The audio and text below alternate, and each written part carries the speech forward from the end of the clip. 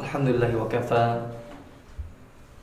Wassalatu wassalamu ala nabi Mustafa wa ala alihi wa ashabihi ahli sidqi wal wafa. Amma ba'du. Alhamdulillah, kita panjatkan puji dan syukur kepada Allah Subhanahu wa taala atas berbagai macam nikmat serta karunia-Nya yang Allah berikan kepada kita semua. Di antara nikmat yang besar yang Allah berikan kepada kita semua, yaitu pada hari-hari ini kita berada di penghujung bulan Ramadan, yang mana hendaknya bagi seorang muslim untuk lebih sungguh-sungguh ketika 10 hari terakhir di bulan Ramadan. Karena kata Nabi Muhammad SAW, innamal a'malu bil khawatim. Sesungguhnya yang namanya amalan itu tergantung akhirnya bagaimana. Al-ibratu bil khawatim. Yang jadi patokan itu bagaimana dia di akhirnya. Bahkan ada hadis yang menyebutkan bahwasanya innar rajula ya'malu bi amali ahli jannah. Sesungguhnya ada seorang yang dia itu beramal dengan amalan ahli surga. Hatta yakunu bainahu wa bainaha illa dhira'. Sampai jarak dia dengan surga itu hanya sejengkal saja, sehasta saja. Fa yasbiqu alaihi kitab, akan tetapi ternyata takdir Allah telah mendahului dia. Fa ya'malu bi amali ahli nar fa yadkhuluha. Kemudian dia beramal dengan amalan ahli neraka, kemudian dia memasuki neraka. Lihat bagaimana seorang dia beramal tulu hayati, sepanjang hidupnya, sampai disebutkan sedikit lagi dia masuk surga. Akan tetapi ternyata di akhirnya apa? Dia melakukan amalan ahli neraka. Ingin menunjukkan bahwasanya yang namanya amalan itu yang dianggap adalah di akhirnya. Nah, hendaknya kita juga di bulan Ramadan, kita 20 hari lebih dilalui. Apa yang telah kita lakukan? Amal apa yang telah kita lakukan? Amal apa yang telah kita lewati, tidak lakukan? Hendaknya diperbaiki. Mumpung ada kesempatan. Jangan sampai kita itu lebih bodoh daripada kuda. Kuda itu ketika hampir selesai garis finish dia lebih sungguh-sungguh lebih semangat. Nah, kita pun garis finish insyaallah di hadapan kita 29 hari atau 30 hari. Hendaknya ketika seorang hamba akan selesai menjalani bulan Ramadan lebih sungguh-sungguh lebih giat lagi daripada sebelumnya. Oleh karena disyariatkan apa? Di 10 hari terakhir bulan Ramadan itu i'tikaf. Supaya seorang fokus beribadah kepada Allah Subhanahu wa taala. Karena ruh dari i'tikaf itu sendiri adalah bagaimana seorang berkhawat dengan Allah Subhanahu wa taala. Jangan sampai i'tikaf tapi ngobrol ke sana kemari. I'tikaf tapi tidak menghadirkan hati bahwasanya dia sedang berkhawat dengan Allah Subhanahu wa taala. Bahkan disebut dalam hadis apa? Nabi SAW di 10 hari terakhir itu menghidupkan seluruh malam. Jadi bukan hanya sebagian malam saja, seluruh malam. Adapun 20 hari pertama Nabi Muhammad SAW menghidupkan kebanyakan malamnya. Artinya kebanyakan malam Rasulullah SAW di 20 hari terakhir, 20 hari pertama itu diisi dengan ibadah, tapi 10 hari terakhir itu diisi sepenuhnya dengan ibadah. Artinya tidak tidur. Dan ini bisa insyaAllah 10 hari ini kita berusaha untuk lebih sungguh-sungguh lagi. Isi hari-hari kita terus lebih malam. Misalkan kita siang masih ada aktivitas, kalau tidak ada alhamdulillah kita bisa di masjid. Kalau masih ada aktivitas di siang hari, minimal malamnya kita masuk masjid, kemudian sholat tarawih, kemudian zikir, berdoa, baca Quran, terus isi seperti itu. Yang sampai apa? Ngobrol, yang sampai melakukan hal-hal yang gak jelas, itu keluar dari ruh i'tikaf. Sebagian orang i'tikaf sibuk dengan HP, i'tikaf ngobrol dengan orang lain. Ini keluar dari ruh i'tikaf. I'tikaf itu apa ruhnya itu? Yaitu bagaimana seorang berkhawat dengan Allah Subhanahu wa taala, berdua-duaan, bermunajat kepada Allah Subhanahu wa taala. Anggap bahwasanya ini hari-hari terakhir kita. Ketika seorang misalkan mengetahui bahwasanya umurnya itu tidak lama, sebentar lagi akan meninggal dunia, pasti dia lebih sungguh-sungguh lagi. Nah, begitupun kita tidak tahu kita itu sampai berakhir Ramadan atau sampai Ramadan selanjutnya, tidak tahu. Karena apa? Manfaatkan hari-hari ini. Salah satu hal yang dapat membantu kita untuk memanfaatkan 10 hari terakhir ini setelah taufik dan doa dari Allah tentunya, yaitu apa? Hadirkan hati bahwasanya bisa jadi ini Ramadan terakhir kita. Bisa jadi kita tidak bertemu dengan Ramadan selanjutnya. Dan subhanallah, di 10 hari terakhir ini ada malam Lailatul Qadar lebih baik daripada 1000 bulan. Bukan sama, bukan setara, tapi lebih baik. Berapa lebih baiknya Allah alam tidak tahu. Yang jelas lebih baik daripada 1000 bulan. Berapa 1000 bulan? 83 tahun lebih 4 bulan. Ini bukan setara dengan 83 tahun lebih 4 bulan, tapi lebih baik. Lebih baiknya Allah alam berapa? Bisa jadi 100, 200, Allah alam. Ini apa? Manfaatkan hari-hari ini. Fokuskan kita untuk beribadah kepada Allah SWT. Kita setahun penuh sibuk dengan dunia. 10 hari terakhir ini minimal malamnya sudah kita diam di masjid, berkhawat dengan Allah, beribadah kepada Allah SWT, isi dengan hal-hal yang bermanfaat. Mudah-mudahan dengan kita berusaha bersungguh-sungguh mengisi di 10 hari terakhir ini, Allah SWT menutup kita di bulan Ramadan ini dengan ampunan, dengan rahmat, dengan maghfirah dari Allah SWT. Karena orang yang sengsara yaitu orang yang masuk bulan Ramadan kemudian dia keluar tanpa diampuni oleh Allah SWT. Raghima anfu rajulin dakhala alaihi Ramadan. Celaka orang yang dia masuk bulan Ramadan kemudian dia keluar, fala yughfar lahu, dia tidak diampuni oleh Allah SWT. Celaka. Dan ini doa yang dipanjatkan oleh malaikat Jibril, diaminkan oleh Nabi Muhammad SAW. Makanya kita jangan termasuk orang tersebut. Nah, insya Allah ketika kita sungguh-sungguh berjuang untuk menghidupkan hari-hari kita, malam terakhir di bulan Ramadan ini, pasti Allah beri taufik kita. Alladzina jahadu fina lanahdiyannahum subulana wa innallaha lama'al muhsinin. Sesungguhnya orang yang dia itu berjihad bersungguh-sungguh ingin menempuh jalan kami, ingin kepada Allah, ingin surga, ingin ampunan, ingin rahmat, lanahdiyannahum subulana, pasti akan kami berikan jalan-jalan yang banyak. Lihat, subul itu jamak sabil, banyak jalan nih. Kita sungguh-sungguh, Allah bukakan jalan-jalan kebaikan. Hati kita mudah terenyuh karena malam hari itu subhanallah, hati kita tuh lebih lembut di malam hari itu.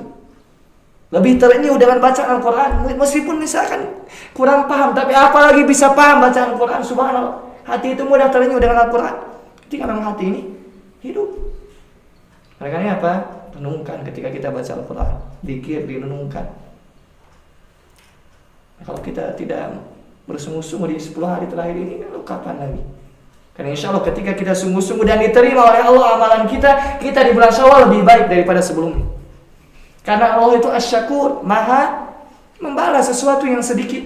Kita beramal sedikit, Allah akan beri taufik kita untuk terus beramal sampai kapan? Sampai meninggal dunia. Oleh karena Ibnu Katsir rahimahullah taala ketika menafsirkan firman Allah Subhanahu wa taala, wala tamutunna illa wa antum muslimun. Jangan sampai engkau mati kecuali mati dalam keadaan Islam. Kata Ibnu Katsir apa? Man asya ala syai' mata alih.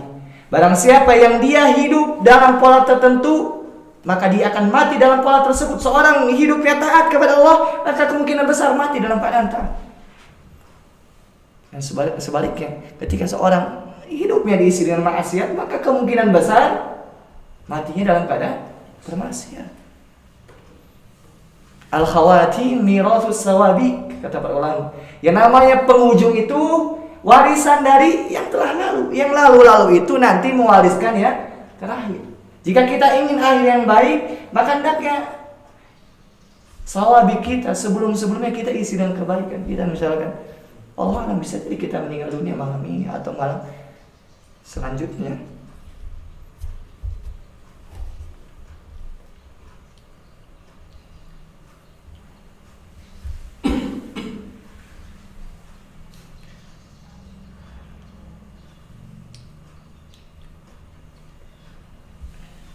Kita lanjutkan ke kitab.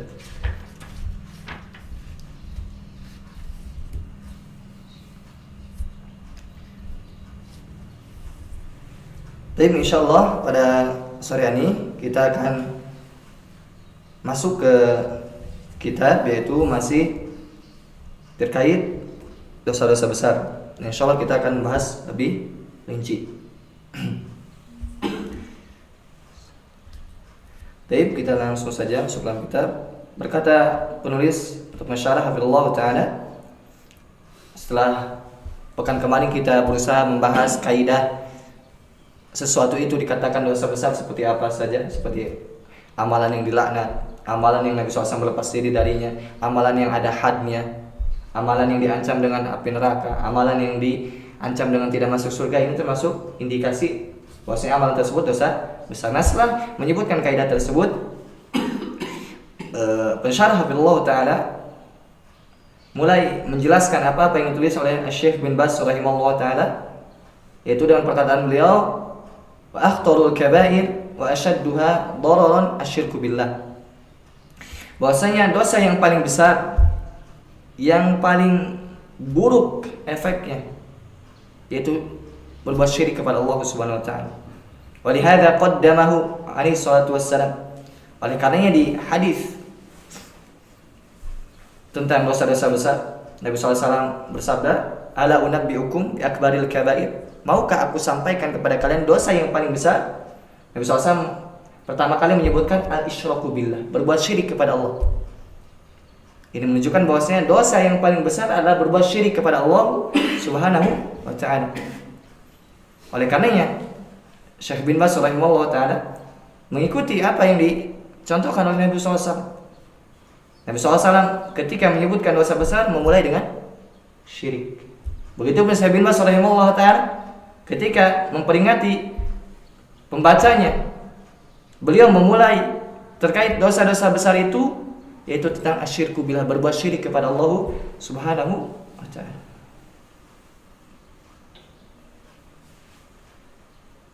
Oleh karena kata beliau, hafizallahu ta'ala, fa innahu fi babil awamir yuqaddamu a'dhamuha wa huwa tauhid.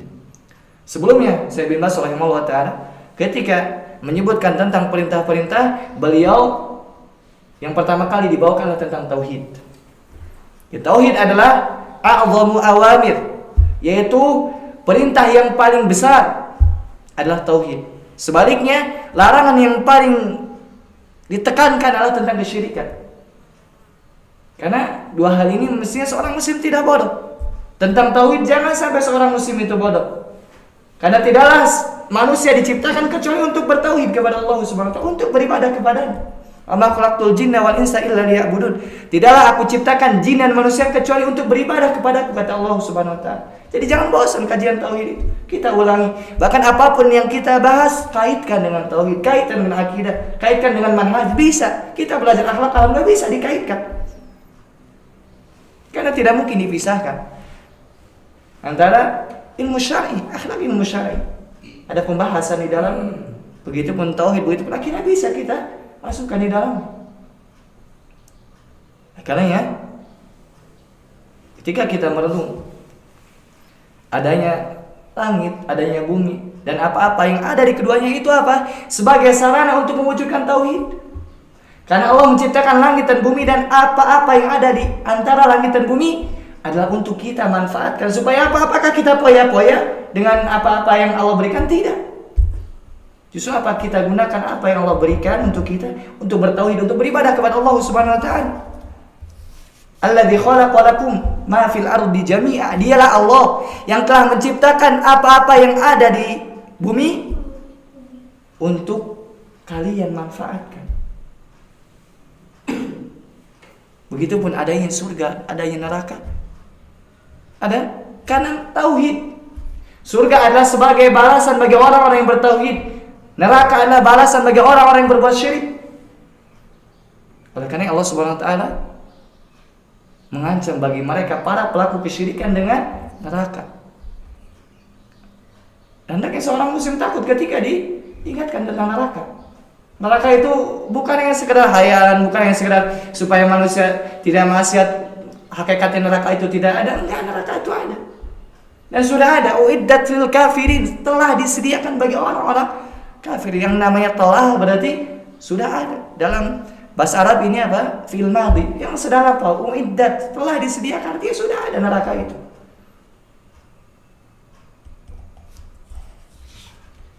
Kemudian wa fi babi an-nawahi yuqaddamu akhtaruha wa syirk. Kata penulis Hafizullah wa ta'ala, dalam permasalahan larangan-larangan, beliau Syekh bin Baz rahimahullah ta'ala mengedepankan syirik. Ketika kita misalkan ingin tahu apa yang paling besar perintahnya yang wajib kita laksanakan adalah tauhid. Bahkan kita misalkan misalnya kita buka mushaf dari Al-Fatihah kemudian Al-Baqarah, hal yang pertama kali Allah Subhanahu wa taala peringatkan kepada kita, larangan yang pertama kali Allah larang kepada kita adalah tentang tauhid, tentang syirik. Jangan sampai kita berbuat syirik kepada Allah Subhanahu wa taala. Wala taj'alu lillahi andada wa antum ta'lamun. Jangan sampai engkau menjadikan tandingan-tandingan bagi Allah, berbuat syirik sedangkan kalian dalam keadaan mengetahui langit ada penciptanya, bumi ada penciptanya, yaitu Allah Subhanahu wa taala, akan tetapi ternyata kalian berbuat syirik. Dan sekali ketika kita membahas seperti ini, jangan sampai saya mah jauh dari berbuat syirik. Saya kan belajar tauhid, saya kan pengikut sunnah. Kata siapa? Jangankan kita, Nabi Ibrahim alaihissalam, Abul Anbiya, bapaknya para nabi, simbol orang-orang yang bertauhid. Semua nabi itu keturunan Nabi Ibrahim alaihissalam, baik dari jalur Bani Israil atau jalur Ismail, yaitu Nabi Muhammad SAW. Semuanya keturunan Nabi Ibrahim AS. Tapi apa? Rabbi junubni wa baniya an na'budal asnam. Ya Allah, jauhkan aku dan keturunanku dari menyembah berhala. Ini hendaknya apa? Kita baca doa tersebut, dijauhkan dari kesyirikan, mati dalam keadaan bertauhid. Dan ini apa? Keselamatan bagi kita. Malah siapa yang mati di atas tauhid, pasti selamat dia. Cuman pertanyaannya, kita ada jaminan masuk mati dalam keadaan bertauhid? Tidak ada jaminan. Kita hanya berharap kepada Allah Subhanahu wa taala mati dalam keadaan bertauhid. Itu tadi dengan cara apa? Isi waktu-waktu kita, hari-hari kita dengan taat kepada Allah Subhanahu wa taala, dengan mewujudkan konsekuensi dari tauhid. Nah, tauhid itu ada konsekuensinya. Apa konsekuensi tauhid? Tunduk patuh kepada Allah Subhanahu wa taala. Nah, orang beralasan, saya bertauhid tapi bermaksiat, berarti tauhidnya kurang benar. Karena di antara keharusan tauhid yaitu tunduk patuh kepada perintah Allah. Bukan yang sekedar tauhid, saya tidak berdoa kepada selain Allah, saya tidak meminta kepada selain Allah. Ya betul, ini tauhid, tapi di sisi lain ada konsekuensi tauhid itu apa? Ya tadi, dia taat, tunduk patuh kepada Allah SWT. Karena taat pun keharusan dari tauhid.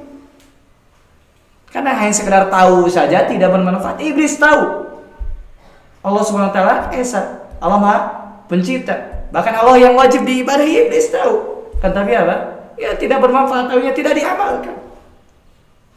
Kan sesuatu yang sudah diketahui jika tidak diamalkan, la yanfa, tidak bermanfaat.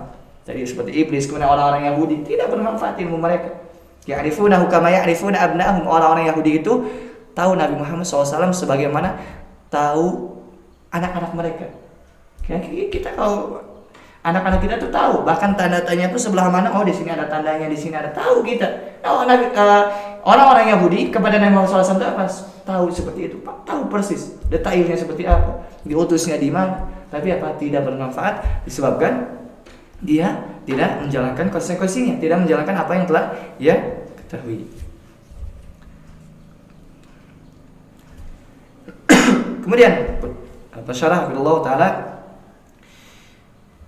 membawakan firman Allah Subhanahu wa taala, "Walladzina la yad'una ma'allahi ilahan akhar wa la yaqtuluna an-nafsa allati harrama Allah illa bil haqqi wa la yaznun." Ya, dalam ayat yang mulia ini, yaitu di surat Al-Furqan, ayat ini bercerita tentang sifat-sifat ibadur rahman, yaitu sifat-sifat hamba-hamba Allah yang Maha Penyayang. Nanti hendaknya apa? Kita coba nanti buka Al-Qur'an, baca terjemahan yang minimal. Di situ disebutkan wa ibadur rahmanil ladzina yamshuna 'alal ardi hauna dan seterusnya. Itu disebutkan sifat-sifat hamba-hamba Allah yang Maha Penyayang. Kita sifat yang di situ disebutkan. Salah satu sifatnya apa? Yaitu mereka tidak beribadah kepada selain Allah, tidak berdoa kepada selain Allah. Berarti bertauhid, tidak berbuat syirik. Kemudian wala yaqtuluna an-nafsa allati haramallah. Dia tidak membunuh jiwa apa yang Allah haramkan untuk dibunuh, tidak boleh. Kemudian yang ketiga, wala yaznun, dia tidak berbuat zina. Lihat dalam ayat yang mulai ini Allah Subhanahu wa taala memulai dengan yang pertama menafikan syirik dari ibadur rahman. Dan setelah itu baru tidak membunuh, setelah itu baru tidak berzina. Ini menunjukkan bahwasanya dosa yang paling besar adalah kesyirikan. Bisa jadi seorang misalnya masyarakat lihat, oh berbuat zina, pelacur, dia pencuri, pembunuh, tapi dia masih seorang muslim misal, pasti masyarakat akan membenci orang tersebut, akan mengatakan orang tersebut kurang baik. Tapi sangat disayangkan ketika misalkan ada orang kafir, orang muslim, dia tidak beragama dengan agama Islam, hanya sekedar mereka baik kepada kita muamalahnya, oh dia lebih baik daripada si muslim ini. Tidak seperti itu. Jangan dimutlakkan seperti ini. Karena seorang muslim bagaimanapun dia lebih baik daripada orang kafir.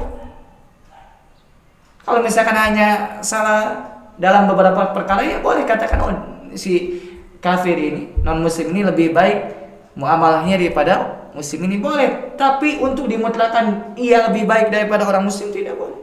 Karena di sisi Allah orang muslim itu lebih mulia, jauh lebih mulia daripada orang kafir. Kemudian selanjutnya, faqaddama syirka, yaitu kata penulis sebelum Allah Subhanahu wa taala mendepankan syirik daripada dosa selain. Wa qouli ta'ala fi surat Al-Isra, kemudian firman Allah Subhanahu wa taala di surah Al-Isra, la taj'al ma'allahi ilahan akhar fataqud madhmuman makhdhula. Janganlah engkau jadikan bersamaan Allah itu ilah yang lain. Jadi jangan sampai engkau menduakan Allah Subhanahu wa taala. Jadi yang namanya kesyirikan itu bukan murni hanya beribadah kepada selain Allah, tidak. Yang namanya kesyirikan itu beribadah kepada Allah dan kepada selain Allah bersamaan. Seperti orang-orang musyrik di zaman Nabi Muhammad SAW, mereka pun beribadah kepada Allah Subhanahu wa taala. Beribadah mereka itu kepada Allah, mereka haji, mereka sholat, tapi sholatnya cuma sekedar siulan, hajinya telanjang, perempuan di malam hari. Mereka ibadah, mereka menyerahkan sebagian ibadah kepada Allah, akan tetapi mereka juga menyerahkan sebagian ibadahnya kepada selain Allah. Ini disebut kesyirikan. Jadi yang namanya kesyirikan itu bukan berarti mereka hanya beribadah kepada selain Allah, enggak. Yang namanya kesyirikan itu berbeda kepada Allah dan kepada selain Allah. Bisa jadi orang berbuat syirik itu apa? Dia sholat, bisa jadi. Orang berbuat syirik bisa jadi dia haji. Kenapa? Dia haji, dia sholat, tapi dia meminta kepada selain Allah Subhanahu wa taala. Meminta hajatnya kepada selain Allah Subhanahu wa taala. Ketika ada perkara, dia tidak minta kepada Allah, langsung minta ke selain Allah Subhanahu wa taala. Ini banyak terjadi. Orang minta-minta subhanallah kepada penghuni kuburan. Minimal ya seorang misalkan jauh-jauh ziarah kubur dari satu kota ke kota lain. Kalau tujuannya misalkan bukan untuk berdoa, minimalnya apa? Dia meyakini bahwasanya berdoa di sisi kuburan tersebut adalah mustajab. Ini minimalnya. Maksimal atau yang paling besarnya apa? Berbuat syirik, yaitu minta kepada penghuni kubur. Kalau misalkan toh tidak ada misalkan orang yang minta kepada penghuni kubur, bisa jadi apa? Menjadi perantara penghuni kubur tersebut kepada Allah, dan ini tidak boleh. Nah, salah satu alasan mereka orang syirik dalam Al-Qur'an disebutkan surah Az-Zumar itu apa? Kami tidak menjadikan mereka itu kecuali apa? Sebagai pelantara kepada Allah Subhanahu wa taala. Jadi yang namanya doa itu langsung minta kepada Allah Subhanahu wa taala. Ini penting untuk belajar syirik. Karena ketika kita berbicara seperti ini bentuk kasih sayang kita kepada kaum muslimin. Dan ini tidak ta'yin, tidak mengatakan engkau ini, enggak, ini secara umum. Misalkan anak mengatakan seperti ini secara umum, ini bentuk nasihat. Ada bisa jadi misalkan kita ambil ini saja, ambil perumpamaan yang mudah. Ketika seorang misalkan mau nyebrang jalan, kemudian ada kemungkinan ketika dia nyebrang itu akan ketabrak, kemudian kita tarik dengan setarik-tariknya, kemudian dia luka misalkan, itu lebih ringan daripada dia ketabrak. Naudzubillah, konsekuensinya apa? Meninggal dunia. Begitu pun ini yang berbuat syirik. Ketika misalkan kita memperingatkan seperti ini apa? Ini sebentuk bentuk kasih sayang kita kepada mereka. Kan di antara orang yang baik, teman yang baik, yaitu apa? Mengingatkan ketika salah. Bukan justru oh enggak apa-apa, silahkanlah. Itu kan meminta kepada Allah, tidak menjadi masalah menjadikan perantara. Enggak, ini wasilah untuk berbuat syirik, bahkan bisa dikatakan berbuat syirik. Kenapa? Menjadikan wasilah berdoa pada selain Allah Subhanahu wa taala. Karenanya hendaknya bagi seorang muslim pelajari hakikat tauhid, hakikat ibadah, supaya dia tidak terjerumus pada kesyirikan. Wahum la yash'urun, sedangkan mereka tidak menyadarinya.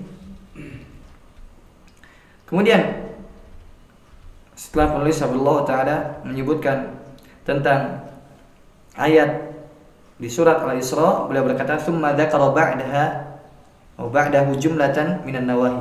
Kemudian setelah itu Allah Subhanahu wa taala menyebutkan larangan-larangan. Jadi yang pertama larangan berbuat syirik. Kemudian setelah itu Allah Subhanahu wa taala menyebutkan larangan berupa apa? Hendaknya seorang itu berbuat baik kepada kedua orang tuanya, jangan sampai menghardik mereka. Kemudian setelah itu berbuat baik kepada qarabat, yaitu keluarga dekat, begitupun berbuat kepada fakir miskin. Kemudian berbuat baik kepada ibnu sabil dan seterusnya. Ya, dalam ayat yang mulai ini Allah SWT memulai dengan tauhid. Apapun itu mulai dengan tauhid. Dan insyaallah ketika tauhid kita benar, ketika akidah kita benar, maka seluruh amalan kita akan baik. Akhlak kita akan baik, muamalah kita akan baik, adab kita akan baik. Karena yang namanya akidah, yang namanya tauhid itu terletak di dalam hati. Ketika hati ini baik, apapun yang kita jalani akan baik. Ketika misalkan orang yang sudah ngaji kata ngaji tauhid, tapi ternyata ada yang tidak beres pada ibadahnya, pada muamalahnya, pada akhlaknya, berarti ini menunjukkan ada khalal, ada kesalahan pada akidahnya, pada akidahnya, pada tauhidnya ada kesalahan. Karena Allah itu karim, tidak mungkin membiarkan hambanya yang bertauhid terjerumus pada dosa. Tidak mungkin Allah membiarkan hambanya yang bertauhid itu dia akhlaknya buruk, adabnya buruk, mustahil. Orang yang benar tauhidnya pasti Allah beri taufik, akhlaknya baik, adabnya baik, ibadahnya baik. Nah, berarti ketika ibadahnya tidak baik, akhlaknya tidak baik, ada indikasi tauhidnya tidak baik. Karena yang namanya tauhid itu, namanya keimanan itu, namanya akidah itu bertingkat-tingkat, tidak sama. Oleh karena disebut apa? Kamalul iman, kamalul tauhid, kesempurnaan iman, kesempurnaan tauhid. Semakin sempurna iman seorang, semakin sempurna tauhid seorang, ya tadi ibadahnya semakin baik, akhlaknya semakin baik, muamalahnya semakin baik. Karena kita alhamdulillah kita ngaji tauhid, berusaha menisbahkan diri kepada sunnah, menisbahkan diri kepada salafus saleh. Hendaknya apa? Perhatikan masalah tauhid kita kaji, akidah kita kaji, ibadah jangan dilalaikan, akhlak jangan dilalaikan, muamalah jangan dilalaikan. Karena apa? Bagian dari agama, akidah, akhlak, muamalah, adab, bagian dari agama. Hendaknya apa? Kita hidupkan agama tersebut pada hati kita, pada kehidupan kita. Kemudian selanjutnya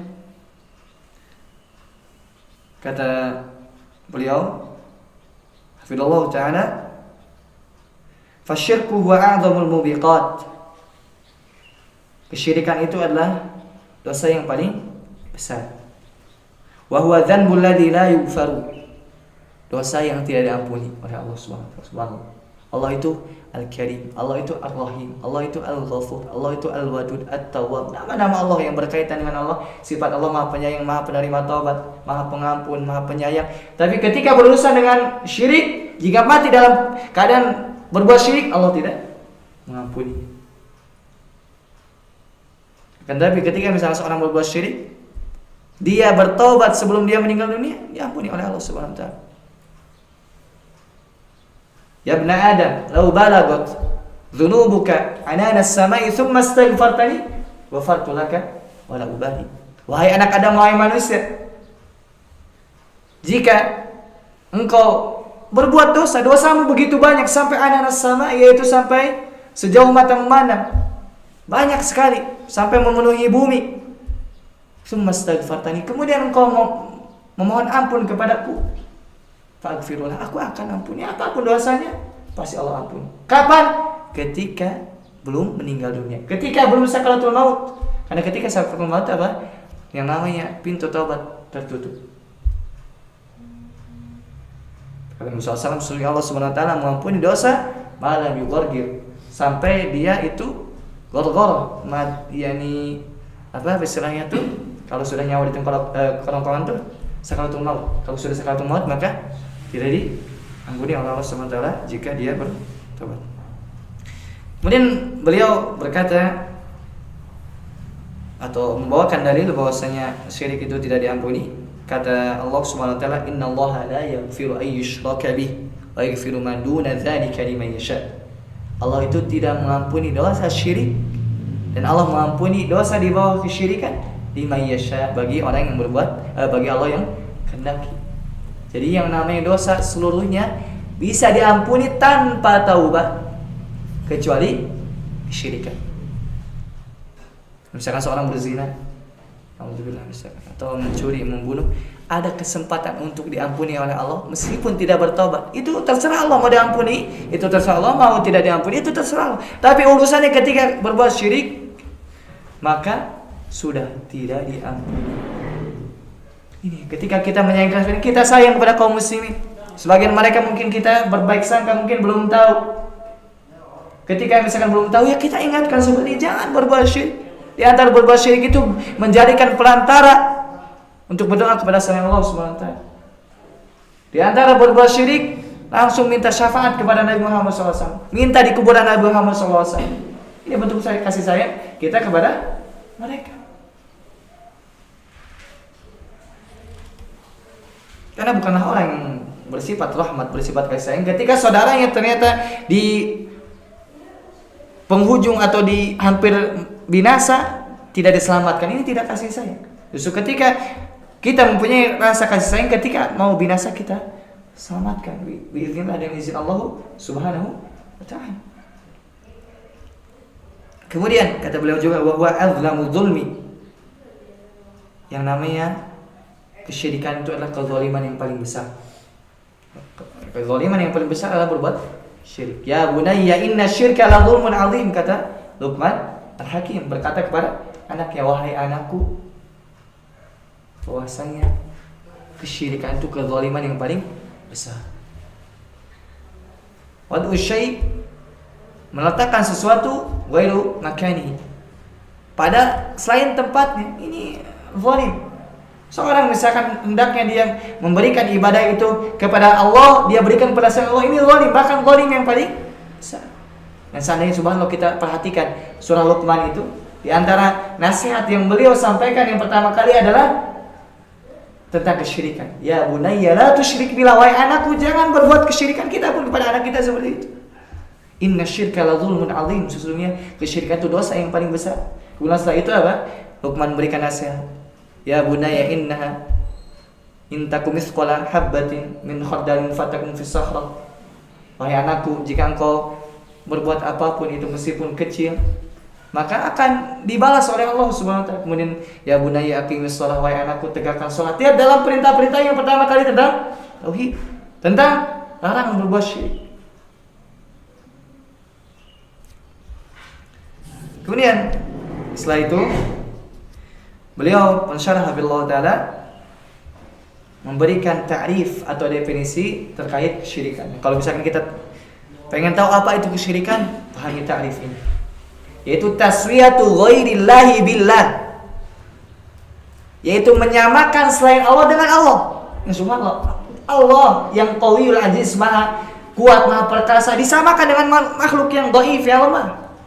Allah yang maha pemilik langit dan bumi, maha pencipta, disamakan dengan sesuatu yang tidak menciptakan, yang tidak punya sebesar ari pun di dunia ini. Ya, semua ini milik Allah SWT, disamakan. Taswiyatu ghairillahi billah, yaitu menyamakan selain Allah dengan Allah Subhanahu wa taala fi syai'in min khasa'i asillah, yaitu sesuatu yang khusus untuk Allah Subhanahu wa taala. Jadi nama kesyirikan itu taswiyatu ghairillahi billah fi syai'in min khasa'isillah, yaitu menyamakan selain Allah dengan Allah pada sesuatu yang khusus bagi Allah. Apa yang khusus bagi Allah? Min rububiyati, seperti rububiyahnya. Yang namanya rububiyah yaitu perbuatan Allah, itu khusus bagi Allah.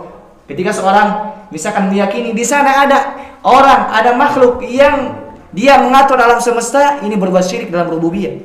Karena yang namanya semesta ini diatur oleh Allah seorang diri. Kemudian dia mengatakan ada wali fulan, wali badal, derajatnya sudah paling tinggi, dia mampu mengendalikan alam. Subhanallah, syirik dalam rububiyah. Karena yang mengendalikan alam itu hanya Allah Subhanahu wa taala. Begitupun fi uluhiyatihi. Begitupun yang namanya kesyirikan itu bisa terjadi pada uluhiyah, yaitu peribadatan. Seperti apa? Seorang meminta kepada selain Allah, seorang menyembelih untuk selain Allah, seorang bernadar untuk selain Allah, memberikan sesajen. Ini kesyirikan.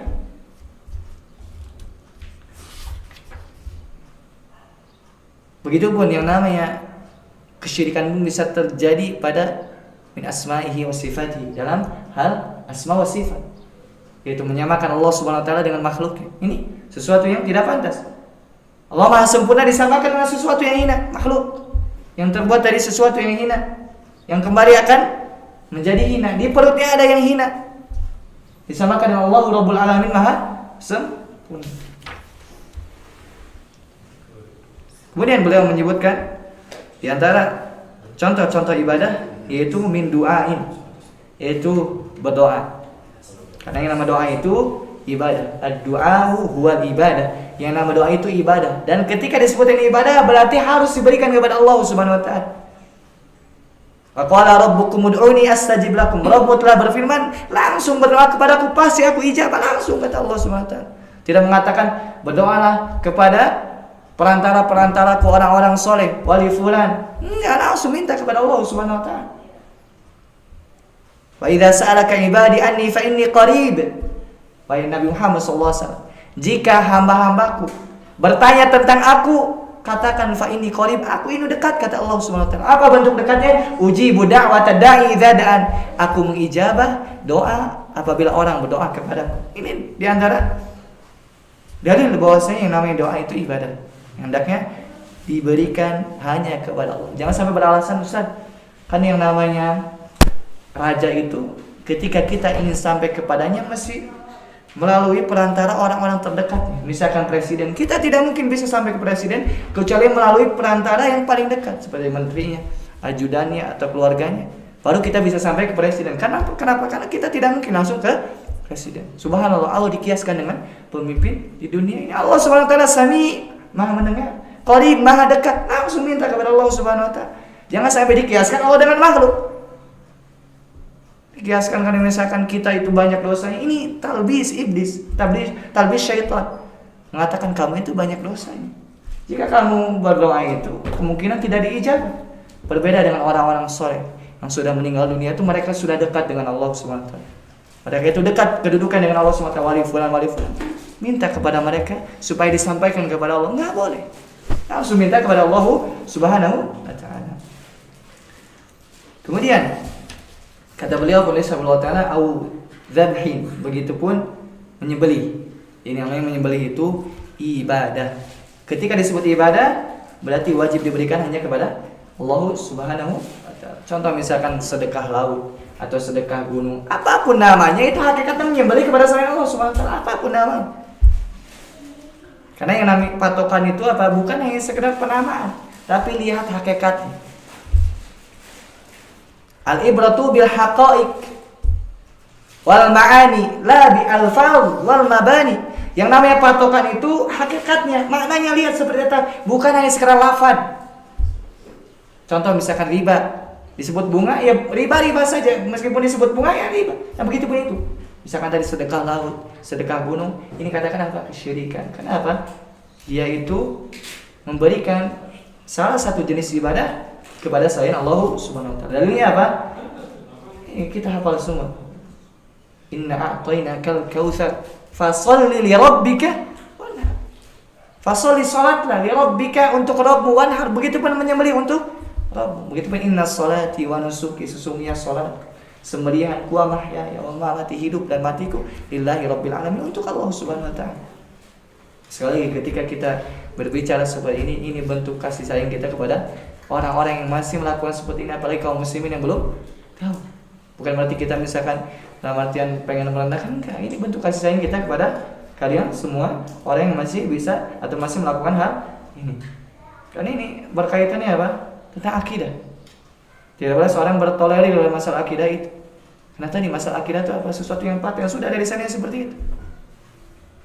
Masalah fikih, masalah ini ya kita bertoleransi, silahkan. Tapi untuk masalah akidah kita jelaskan. Ketika kita jelaskan ini bentuk kasih sayang kita kepada mereka. Supaya apa? Supaya mereka bisa sadar betapa banyak orang yang dulunya, dan ini kita saksikan, cek lapangan. Orang dulunya berbuat syirik, orang ketika dakwah tauhid, alhamdulillah kembali kepada Allah Subhanahu wa taala, tahu hakikat syirik seperti apa, tauhid seperti apa. Disebabkan apa? Dakwah. Disebabkan peringatan. Kalau tidak didakwahi, kalau nggak diperingatkan, bagaimana mereka tahu? Ketika kita berbicara seperti ini, ketika kita misalkan berusaha dengan baik, adapun misalkan responnya kurang baik, itu urusan dia dengan Allah Subhanahu wa taala. Begitupun au nadhrin. Begitupun di antara bentuk ibadah adalah nadar. Allah Subhanahu wa taala menyebutkan salah satu sifat penghuni surga, yufuna binadri. Mereka itu menunaikan nadar-nadar mereka. Nah, ketika Allah menguji, berarti ibadah. Karena ta'rif ibadah itu apa? Yaitu amalan yang Allah perintahkan, amalan yang Allah puji, ini ibadah. Karena mustahil Allah memerintahkan memuji sesuatu yang jelek. Kemudian istighatsah. Begitupun yang namanya ibadah di antaranya istighatsah. Istighatsah itu apa? Meminta kepada Allah SWT di waktu genting.